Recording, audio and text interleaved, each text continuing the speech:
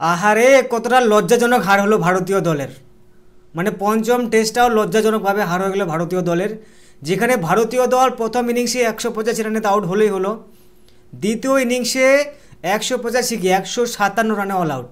মানে ভাবা যায় এত কম রানে আউট হলে আর কি পারা যাবে, যেখানে অস্ট্রেলিয়ান টিম কি দুর্দান্ত ম্যাচ খেলছে। প্রথম ইনিংসে যদিও রান তারা 4 রান কম করেছিল, মানে 180 রানে অল আউট হয়েছিল, তবে দ্বিতীয় ইনিংসে ভারতীয় দলের তো দরকার ছিল যে ভালোভাবে একটু খেলার, যেখানে একটু বেশি রানের টার্গেট দেওয়া, মোটামুটি 300 থেকে 350 রান করার টার্গেট, সেই টার্গেট পর্যন্ত কমপ্লিট করতে পারলো না ভারতীয় দল, যেখানে 157 রানে অল আউট।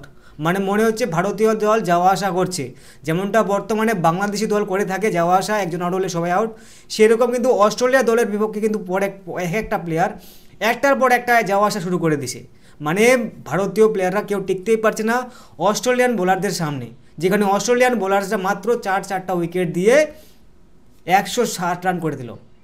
মানে ভাবা যায় ভারতীয় দলের এগেন্সে কত তাড়াতাড়ি রান তুলে নিচ্ছে, যেখানে অস্ট্রেলিয়ান প্লেয়ারদের ব্যাটার্সরা, বলাররা, সবথেকে বড় ব্যাপার হচ্ছে অস্ট্রেলিয়ানের বোলাররা যা বোলিং করছে, একটার পর একটা বোলিং, যে দুর্দান্ত একটা বোলিং করছে না, মানে ভাবাই যায় না যে এরকমও হতে পারে।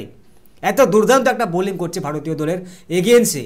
এবং ভারতীয় টিম কি করছে, এখানে প্রথম টেস্টটা জিতলো, দ্বিতীয় টেস্টটা ড্র হলো, তৃতীয় টেস্টটা হারলো এবং চতুর্থটাও হারে গেল। এবারও কিন্তু এটা ম্যাচটা হারলো।